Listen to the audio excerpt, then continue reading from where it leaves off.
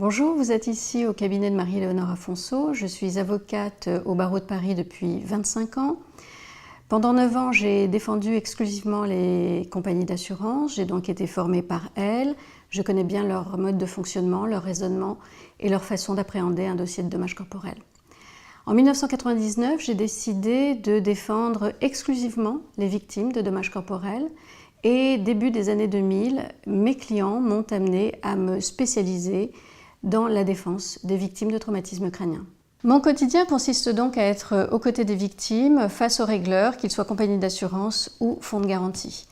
Je travaille en tandem avec des médecins conseils de victimes et avec une équipe pluridisciplinaire dédiée à la défense des traumatisés crâniens, composée de neuropsychologues, ergothérapeutes, psychiatres, neuroradiologues.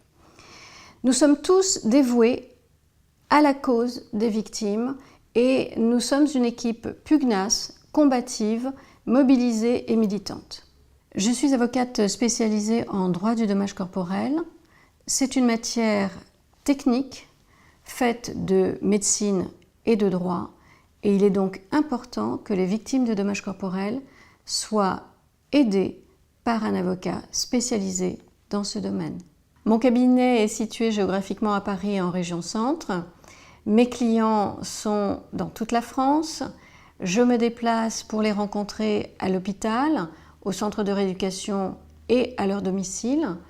Je suis présente à leur côté lors des examens médicaux et je plaide leur dossier devant les différentes juridictions françaises. Depuis la nuit des temps, le traumatisme crânien existe. Toutefois, depuis le début des années 70, avec la création du SAMU, des hôpitaux au bord des grands axes routiers, des services de neurochirurgie, on sauve des vies. Les blessés survivent, ils sortent du coma et on découvre quotidiennement les conséquences des lésions cérébrales. On sait aujourd'hui que les lésions cérébrales, occasionnées par un accident de la route, un accident du travail, une agression, génèrent des troubles cognitifs, comme des troubles de la mémoire, de l'attention, de la concentration, mais également des troubles du comportement et des troubles des conduites sociales. Le traumatisme crânien génère des séquelles qui ne se voient pas au premier abord, c'est ce que l'on appelle le handicap invisible. Pour les assureurs, ce qui ne se voit pas n'existe pas. Or, la victime doit prouver les conséquences de son accident. Nous avons donc un travail de preuve considérable à faire aux côtés de la victime pour démontrer les conséquences de la lésion cérébrale sur son quotidien. Après un traumatisme crânien, la victime est parfois anosognosique, c'est-à-dire que les lésions cérébrales ne lui permettent pas de prendre conscience de ses difficultés au quotidien. Le travail du médecin conseil, de l'avocat et de l'équipe pluridisciplinaire est d'autant plus important à ses côtés. La réparation juridique du dommage corporel consiste donc à replacer la victime dans ce qui aurait été sa vie si l'accident ou l'agression n'avait pas eu lieu. C'est le principe de la réparation dite intégrale. À ce principe sont associés d'autres principes posés par la loi ou par la jurisprudence. En règle générale, les victimes et leur entourage ignorent l'ensemble de ces principes. Il y a dans ces situations une totale inégalité des armes entre la victime et le régleur. En effet, pour une compagnie d'assurance, gérer un dossier de sinistre, c'est son quotidien. Il connaît les règles, il a les compétences et les outils pour le faire. La victime est donc en situation de faiblesse face aux compagnies d'assurance. Une faiblesse financière, affective, sociale, professionnelle. Elle est vulnérable face à un assureur qui, lui, est un professionnel du dommage corporel. Le système juridique français privilégie le règlement amiable de ce type de dossier. Or, la victime étant néophyte face à un assureur qui est un professionnel de dommage corporel, elle n'a pas conscience des enjeux du dossier et elle n'a souvent pas conscience que ses intérêts sont diamétralement opposés à ceux de l'assureur. L'assureur est un financier qui est là pour préserver ses intérêts. La victime est une personne en situation de fragilité qui doit, par la réparation du dommage corporel, préserver et mettre en place un projet de vie pour le reste de sa vie. Une victime qui se retrouve seule face à un assureur, c'est comme si un vendeur d'une maison acceptait que l'acheteur fixe le prix et le délai dans lequel il va lui payer le prix de la maison. Ce n'est donc pas possible puisque l'enjeu de la réparation juridique du dommage corporel consiste à donner les moyens à cette victime de vivre après un accident en compensant d'une manière financière les conséquences du traumatisme crânien. L'indemnisation proposée à l'amiable par l'assureur peut paraître à une victime conséquente et importante. Pourtant, les chiffres du ministère de la Justice démontrent qu'à l'amiable, les assureurs proposent une indemnisation qui est entre 30 et 50% inférieure à celle à laquelle les victimes ont droit. Le processus d'évaluation médico-légale et d'indemnisation d'un dommage corporel est long en lui-même puisque le temps juridique dépend du temps médical. La victime, souvent de guerre lasse, est amenée à accepter une proposition qui lui est faite et qui est en défaveur de ses intérêts. Il faut donc que cette victime soit accompagnée tout au long du processus, d'une part par le médecin conseil de victime pour sécuriser l'évaluation médicale et d'autre part par l'avocat spécialisé pour obtenir l'indemnisation qui soit la plus juste possible. Une victime mal évaluée au plan médico-légal et donc mal indemnisée peut avoir recours à la solidarité nationale. C'est le principe d'égalité devant la loi. Le transfert des obligations de l'assureur sur la solidarité nationale porte préjudice à l'ensemble des contribuables français. Ce recours à la solidarité nationale porte également préjudice à la communauté des personnes en situation de handicap, puisqu'il vient diminuer le budget handicap servi à l'ensemble de ces personnes. Les conséquences de l'indemnisation sont donc essentielles pour une victime qui ne doit pas rester seule face à un assureur.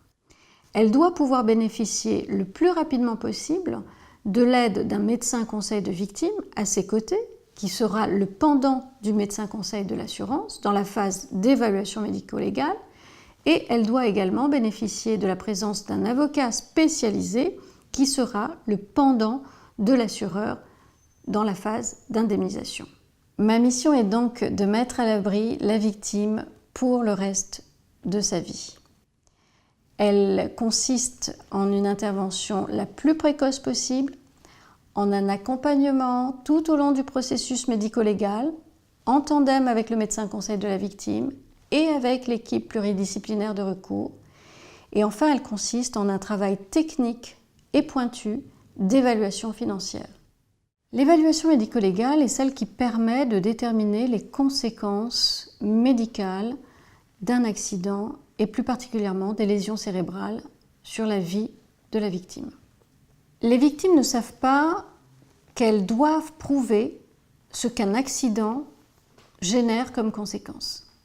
Elles ne savent pas que la charge de la preuve pèse sur leur épaule.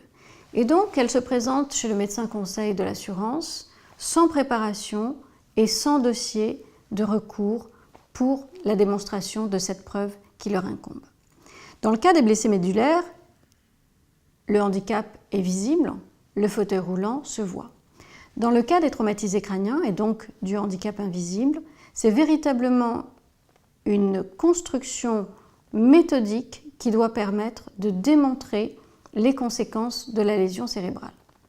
Les victimes et leurs familles doivent donc bien comprendre qu'un assureur est à la fois juge et partie, puisque l'offre d'indemnisation qu'il fait à la victime va dépendre de l'évaluation médico-légale qui est faite par le médecin conseil de l'assurance. Cette victime ne peut donc pas rester seule face au médecin conseil de l'assurance. La victime ne peut pas non plus rester seule face à l'assurance, puisque en l'état actuel de la situation, l'assureur organise le processus.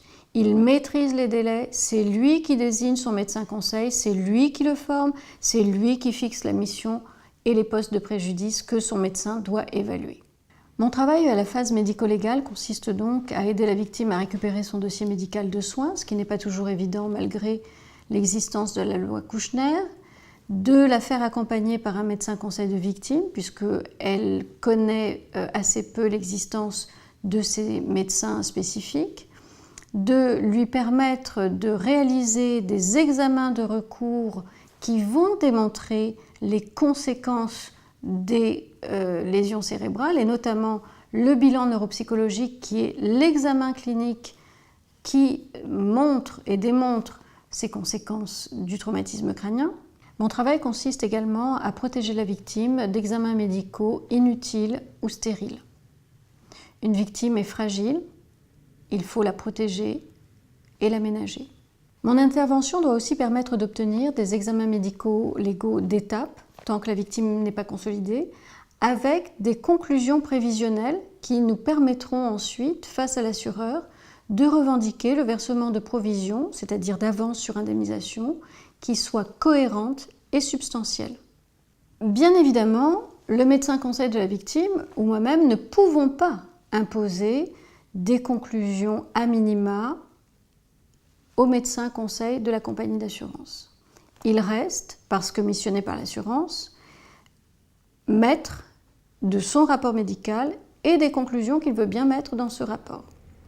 Dans cette hypothèse, la victime, par le biais de l'avocat spécialisé, retrouve sa liberté en saisissant le juge pour lui demander de désigner un expert judiciaire qui fera alors l'évaluation médico-légale des conséquences du traumatisme crânien.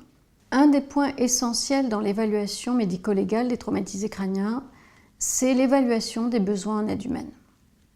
Cette aide humaine, qui est leur deuxième cerveau, leur permet de retrouver l'autonomie que la lésion cérébrale leur a fait perdre. Cette aide humaine, c'est celui qui incite, stimule, contrôle, surveille. Le poste de préjudice que l'on appelle aide humaine ou tierce personne, dans le cas des dossiers de traumatisés crâniens, représente 40 à 50% de l'indemnisation. C'est donc un poste de préjudice qui coûte cher aux assureurs et qui fait rarement l'objet d'un accord entre les médecins conseils des parties. Bien évidemment, dans la phase amiable, l'assureur, lui, fixe sa mission au médecin conseil, mission qui n'est pas toujours exhaustive et dans l'intérêt de la victime. Mon rôle consiste donc à saisir le tribunal afin de demander au juge la désignation d'un expert médical impartial. L'expertise judiciaire, celle qui a donc été confiée par le juge à un médecin impartial, est un temps extrêmement fort dans le dossier d'indemnisation de la victime. Il faut donc préparer cette victime puisqu'elle ignore comment se déroule une expertise judiciaire. Il faut transmettre les éléments à l'expert judiciaire et il faut assister cette victime durant toute l'expertise afin qu'elle puisse exprimer et présenter à l'expert judiciaire les doléances, c'est-à-dire ce que l'accident a bouleversé dans sa vie. Durant l'expertise judiciaire, mon travail consiste à vérifier et surveiller que la mission fixée par le juge et les principes fixés par le Code de procédure civile soient respectés par tous. Après l'évaluation médico-légale vient le temps de l'évaluation financière. Il faut rappeler qu'un assureur n'est en mesure de faire une offre d'indemnisation que sur la base d'un rapport médico-légal qui évalue les conséquences médicales de la lésion cérébrale. Cela veut dire donc qu'il faut attendre que la victime soit consolidée pour pouvoir l'évaluer. La consolidation en matière de traumatisme crânien ne peut être prononcée que 3 ans au minimum après l'accident. Quand il s'agit d'un enfant ou d'un bébé secoué, il faut attendre que l'enfant ait terminé sa scolarité et soit éventuellement entré dans le monde du travail pour pouvoir le consolider. Ma mission est donc d'accompagner sur le long terme la victime, que ce soit un enfant ou un adulte. Tant que la victime n'est pas consolidée, on peut néanmoins, et on doit, obtenir le versement de provisions, c'est-à-dire d'avance sur l'indemnisation finale. Contrairement à l'idée répandue, le versement de provisions ne vient pas diminuer l'indemnisation finale. Ces provisions sont des avances sur indemnisation qui vont permettre à la victime, d'une part, d'organiser son retour à domicile, d'aménager éventuellement ce domicile, d'aménager un véhicule, d'avoir recours à des aides extérieures qui lui permettent de retrouver une certaine autonomie au quotidien. Au-delà de lui permettre de mettre en place le retour à domicile, ces provisions permettent à la victime d'organiser sa défense et d'avoir accès à des spécialistes qui, chacun dans son domaine, vont permettre à cette victime de prouver les conséquences du traumatisme crânien. Il faut savoir également que ces examens de spécialistes sont in fine remboursés par l'assureur. Seule face à l'assureur, une victime n'obtient jamais le versement de provisions cohérentes et substantielles. Elle ne peut donc pas avoir recours à des spécialistes qui lui permettront de prouver les conséquences du traumatisme crânien. Des provisions de 50 ou 100 000 euros, voire plus, sont des avances que j'arrive à obtenir dans les dossiers de traumatisme crânien grave que je défends. En restant à l'amiable, une victime n'a pas la capacité de contraindre l'assureur à lui verser une provision juste et équitable. La présence de l'avocat spécialisé va donc lui permettre d'obtenir du juge le règlement de cette provision juste et loyale. Une fois consolidé et évalué au plan médico-légal, le rôle de l'avocat aux côtés de la victime est d'obtenir une évaluation financière la plus juste possible et conforme au principe de réparation intégrale. Malheureusement, il faut être conscient que la réparation intégrale n'est qu'un mythe. Il n'y a jamais de réparation qui indemnise complètement une vie bouleversée par un accident. Là encore, les chiffres du ministère de la Justice nous démontrent que 95% des victimes acceptent l'offre de l'assureur à l'amiable. Et cela sans aide et sans assistance ni d'un médecin conseil de victime, ni d'un avocat spécialisé. L'indemnisation proposée par l'assureur et acceptée à l'amiable par la victime est entre 30 et 50% inférieure aux droits de la victime. Ces chiffres, je les vérifie quotidiennement dans les dossiers que je défends. En effet, dans les dossiers où les victimes arrivent au cabinet après que l'assureur lui ait présenté une offre d'indemnisation, je constate que l'indemnisation obtenue quelques années après par le biais du tribunal est bien plus substantielle que celle qui était initialement proposée par l'assureur. Le combat que je mène au quotidien avec l'équipe de recours aux côtés de la victime permet d'obtenir grâce au juge une indemnisation cohérente et qui place à l'abri la victime pour le reste de sa vie. Un assureur n'a jamais intérêt à voir arriver aux côtés de la victime un avocat, qui plus est un avocat spécialisé. Tant que l'assureur reste seul face à la victime, il est maître du processus, des délais et des montants. Bien que l'assureur ait l'obligation légale d'informer la victime qu'elle peut être assistée d'un médecin conseil et d'un avocat, l'assureur ne lui explique jamais l'intérêt pour la victime de ne pas rester seule. Bien au contraire, les assureurs ont des arguments qui, bien souvent, impressionnent les victimes et leur entourage. Un avocat, c'est un procédurier, il va vous faire perdre du temps. Un avocat, ça coûte cher. Vous allez y laisser de l'argent. Bien évidemment, les assureurs sont parfaitement conscients de la mauvaise foi de ces arguments. Ils savent qu'un avocat spécialisé aux côtés de la victime lui permet de gagner du temps, de l'énergie, de le faire bénéficier d'une évaluation médico-légale conforme aux conséquences de l'accident et de lui obtenir la meilleure indemnisation possible. Enfin, pour démystifier la question des honoraires de l'avocat, il faut savoir que, en matière de dommages corporels, nous proposons aux clients une convention d'honoraires, c'est-à-dire un contrat où les choses sont clairement établies. Cette convention d'honoraires est donc un contrat écrit entre le client et l'avocat spécialisé. Elle est composée d'une base forfaitaire et d'un honoraire de résultat. La base forfaitaire est déterminée en fonction des premières diligences à accomplir et elle est souvent prise en charge par la protection juridique de la victime. L'honoraire de résultat, lui, est fixé sur la base d'un pourcentage qui est appliqué chaque fois que l'avocat obtient un résultat, c'est-à-dire des provisions, puis l'indemnisation définitive. Mes clients n'ont donc pas d'honoraires à avancer. Je suis réglée quand mon travail génère un résultat pour eux.